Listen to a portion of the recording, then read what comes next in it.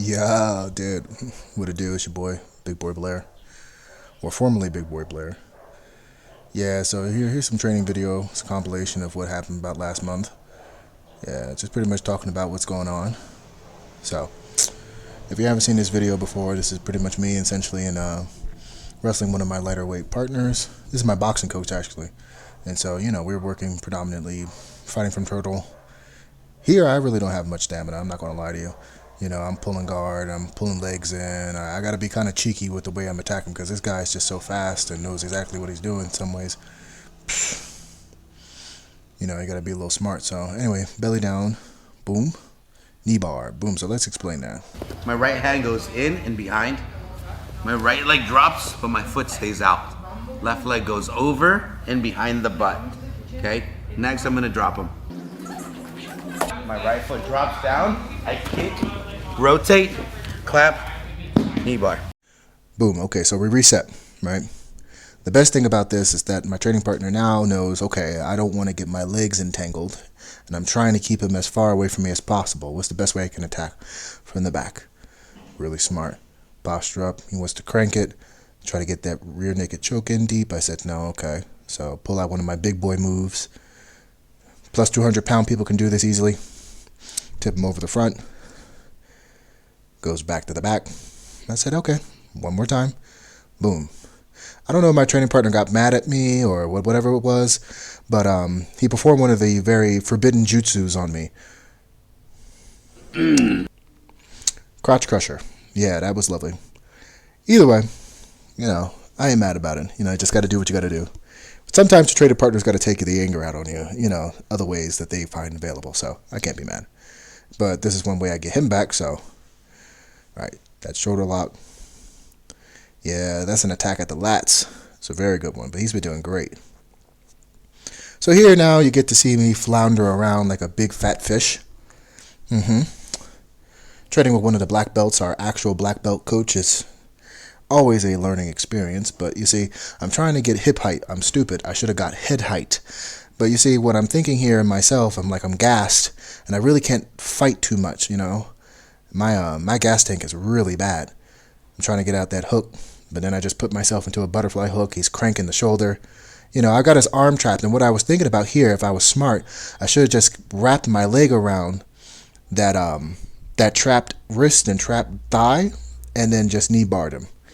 Here, he's trying to go ahead and get me in. The good thing I do realize is that I don't want my arm snapped up, so I try to posture it out. Put my knee on his bicep, try to pull my arm out, but that's just setting me up for an arm bar. Even more silly, I find myself into a position. It's like, in training, you shouldn't talk to your training partners. And what happens? Oh, damn. Triangle. Big stupid. And here we are again here. We just reposture, get set up again, back in referee's position. And so here I'm like, you know what? I can't let these guys show me up today. I got to make sure that I'm actually putting in some work. So I'm like, okay, you know what? I'm going to wrestle up. Whatever. Stand up. Black belt's like, you know what? Let me throw him to the ground. It's not as easy as you think it is. It's really not. I always say that having a good base is definitely necessary when it comes down to wrestling. And I'll teach you all the secrets about that. But here we go. Big boy jump. Hey! Boom. Wonderful. But 2 minutes later I end up getting submitted anyways. Okay, boom. So this is the following Saturday. And essentially, we're going with the other instructor who's a brown belt of the class. And so I'm like, I might as well go ahead and do something. A very common theme you're going to see is that I'm gassed.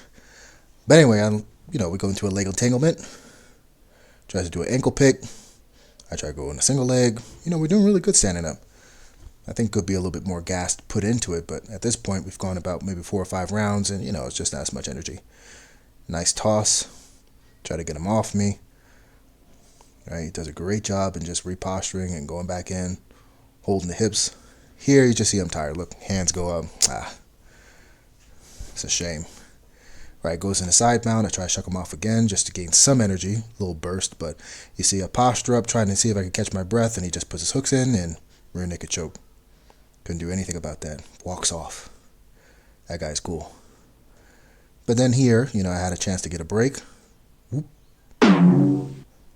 What's funny about that is that I'll pull out tricks like that, especially on some of the newer belts. And I'm not doing it to hurt them. I'm just doing it to show them, like, okay, you could have some skills like this too. Just give it a couple of months. And as I was talking to him, he was like, that was really impressive.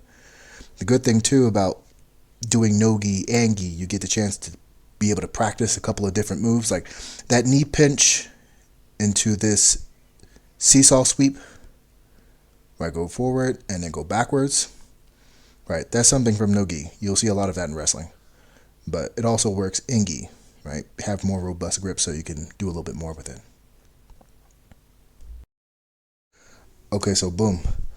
I'm going to let this round play. No commentary over this, just some nice vibes.